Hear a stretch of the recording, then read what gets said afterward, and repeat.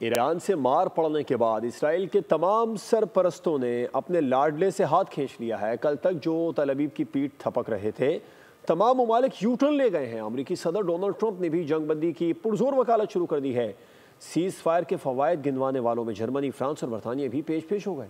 بڑھتے بڑھتے اپنی حد سے بڑھ چلا دستے ہوس، گھٹتے گھٹتے ایک دن دستے دوبارہ جائے گا۔ اسرائیل کی کھلی بدماشی غزہ کو تباہ و برباد کرنے کے بعد اب ایران پر بھی چڑھ دوڑا، حملے کر کے کئی اہداف کو نشانہ بنایا۔ انسانیت کے نام پر دھبا تصور کی جانے والی ناجائز ریاست کی دست درازیوں پر اس کے سرپرست جھوم اٹھے۔ ایران نے جواب دیا تو ٹرمپ اور اسرائیل کے مہربانوں کو صورتحال کی نزاکت کا احساس ہوا۔ جنگ بندی اور ایٹمی مذاکرات کی باتیں کرنے لگے۔ ایکس پر پیغام دینے سے تسلی نہیں ہوئی تو امریکی صدر ڈونلڈ ٹرمپ نے تازہ بیان جاری کر دیا۔